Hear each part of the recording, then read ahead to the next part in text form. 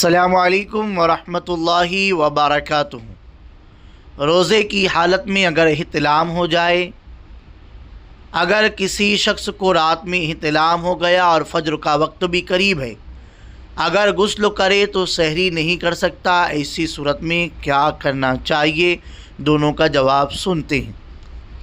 احتلام سے روزہ ٹوٹ جاتا ہے، کیا یہ بات صحیح ہے؟ سنیے، روزہ دار کو سونے کی حالت میں احتلام ہو جائے تو اس سے روزہ نہیں ٹوٹتا بلکہ روزہ صحیح ہے، البتہ جتنا جلد ممکن ہو غسل کر لے، بلا وجہ غسل میں تاخیر نہ کرے تاکہ روزے کا زیادہ سے زیادہ وقت پاکی میں گزر جائے، اور اگر وقت اتنا کم ہے تو چاہیے کہ پہلے سحری کر لے اور اس کے بعد غسل کرے، اور غسل کرنے کے بعد نماز پڑھے۔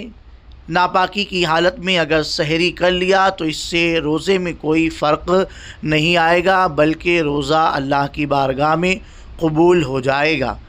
اب ناپاکی کا غسل کس طریقے سے کرنا چاہیے، ایک حدیث پاک ہے، اس کو سنیں گے تو ساری بات خود بخود سمجھ میں آ جائے گی۔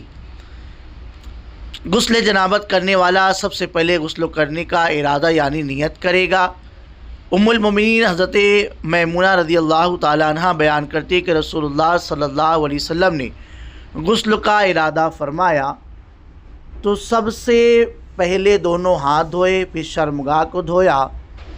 رسول اللہ صلی اللہ علیہ وسلم نے غسل کا ارادہ فرمایا تو سب سے پہلے دونوں ہاتھ دھوئے، پھر شرمگاہ کو دھویا، پھر بایاں ہاتھ جس سے شرمگاہ کو دھویا تھا زمین پر رگڑا، پھر اس کو دھویا، پھر کلی کی اور ناک میں پانی ڈالا، پھر چہرہ دھویا، پھر کوہنیوں تک ہاتھ دھوئے، پھر سر پر پانی ڈالا اور بالوں کی جڑوں تک پانی پہنچایا۔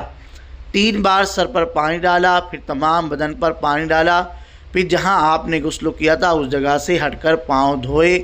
یہ بخاری شریف کی حدیث پاک ہے، تو ان ساری باتوں کو آپ